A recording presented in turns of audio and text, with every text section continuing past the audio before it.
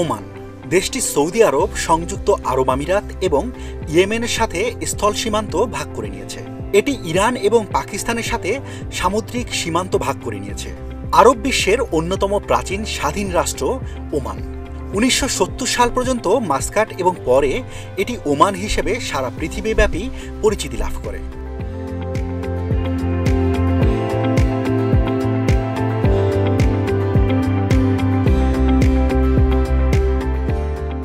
বন্ধুরা, আজকের ভিডিওতে ওমান সম্পর্কে বিস্তারিত তথ্য জানাবো।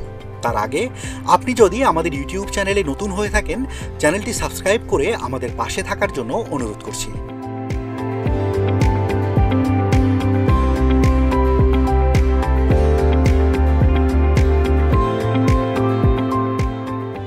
ওমান অত্যন্ত সুন্দর এবং বৈচিত্র্যময় একটি দেশ। এখানে দুর্গম পর্বতশ্রেণীর মধ্য উপত্যকায় জন্মগ্রহণ করে ডালিম, এপ্রিকট এবং গোলাপ। এছাড়াও বিস্তীর্ণ সমভূমি, বিস্তীর্ণ মরুভূমি এবং মাঝখানে বড় পুকুরও রয়েছে। ওমানের শহরগুলো উপকূল বরাবর সুন্দরভাবে সারিবদ্ধ। আরব উপদ্বীপের সবচেয়ে সুন্দর দেশ ওমান। ওমানের প্রাকৃতিক সৌন্দর্য এতটাই মধুর বা আকর্ষণীয় যে আপনাকে তাদের দেশে ভ্রমণ করতে আগ্রহ জন্মাবে। তবে এটি শুধুমাত্র তাদের দেশের প্রাকৃতিক সৌন্দর্যের মধ্যেই সীমাবদ্ধ নয়। এখানে নীল জলের সুন্দর প্রাচীন সৈকত রয়েছে। ওমান তার পুনরুদ্ধার করা দুর্গের জন্য পরিচিত। ওমানের সবচেয়ে বিখ্যাত স্থাপনাগুলোর মধ্যে একটি হল বাহালি দুর্গ। এটি মধ্যযুগীয় ইসলামী যুগের পাথর এবং কাদা ও ইটের কাঠামো দ্বারা নির্মিত। 1987 সালে ইউনেস্কো এটিকে বিশ্ব ঐতিহ্যবাহী স্থান হিসেবে স্বীকৃতি দিয়েছে।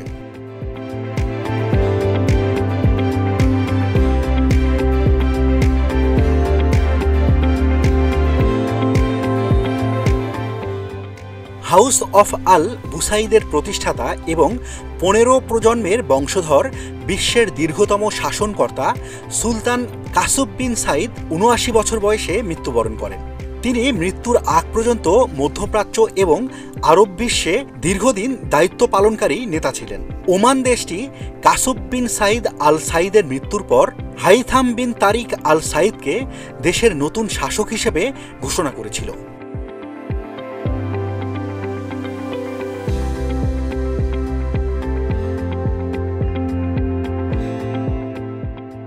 মাস্কাট ওমানের রাজধানী। এটি দেশটির উপসাগরের উপকূলে মূল ভূখণ্ডের উত্তরে অবস্থিত। এই শহরটিতে রয়েছে বিস্তৃত মেট্রোপলিটন এলাকা, যার জনসংখ্যা প্রায় 1.8 মিলিয়ন। এটি ওমানের মোট জনসংখ্যার অর্ধেক। দেশটির সরকারি ভাষা আরবি। তাছাড়াও সোহালীয় ভাষায়ও মানুষ কথা বলে।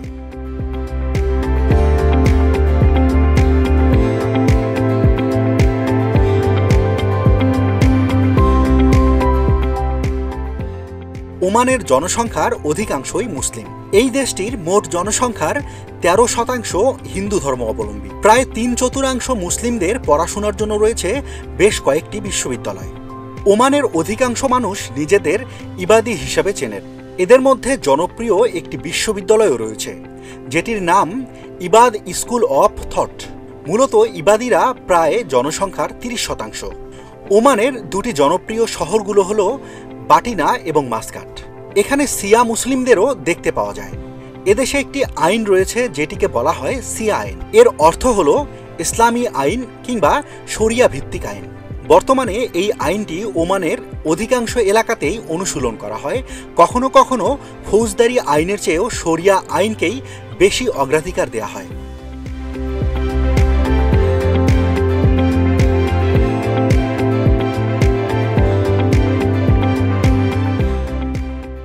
সুলতান কাবুস বিন সাইদ 1970 সালের 2 জুলাই ওমানের সরকারি শাসক হিসেবে দায়িত্ব গ্রহণ করেছিলেন। এরপর থেকে দেশটি শিক্ষাগত, অর্থনৈতিক, সংস্কৃতি এবং রাজনৈতিক দিক থেকে অনেক উন্নতি লাভ করেছে।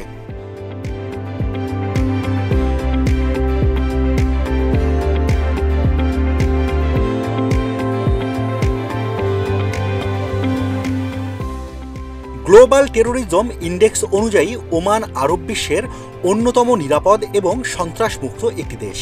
2016 এবং 2017 সালের সর্বশেষ প্রতিবেদনে দেখা গেছে ওমান 0 স্কোর নিয়ে সন্ত্রাসী কার্যক্রমের তালিকায় শেষের দিকে অবস্থান করছে, যার মানে এটি বিশ্বের সবচেয়ে কম সন্ত্রাসবাদের দেশগুলোর মধ্যে একটি, যা পুরো পৃথিবীতে একেবারে বিরল।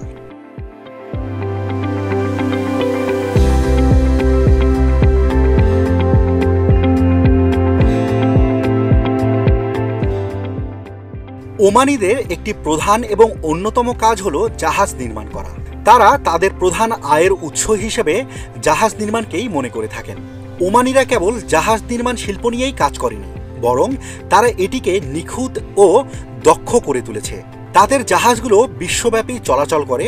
শুধু তাই নয়, এই দেশটির উপকূল জুড়ে রয়েছে জাহাজ মেরামতেরও বিশাল কারখানা। পুরো পৃথিবীব্যাপী ওমানিরা সেরা জাহাজ নির্মাতা হিসেবে পরিচিত।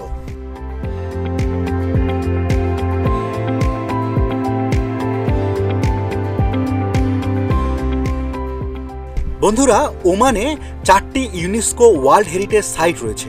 এগুলো হলো বাহলা দুর্গ, বাদুরের প্রত্নতাত্ত্বিক স্থান, আল খুতম এবং আল আইন।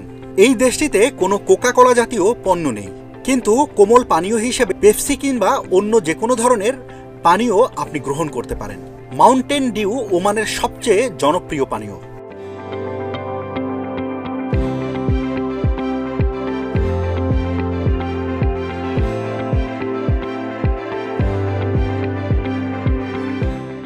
বন্ধুরা, এই ছিল ওমান নিয়ে আমাদের আজকের আয়োজন। কেমন লাগলো আমাদের ভিডিওটি আপনার অনুভূতি জানিয়ে কমেন্ট করতে ভুলবেন না।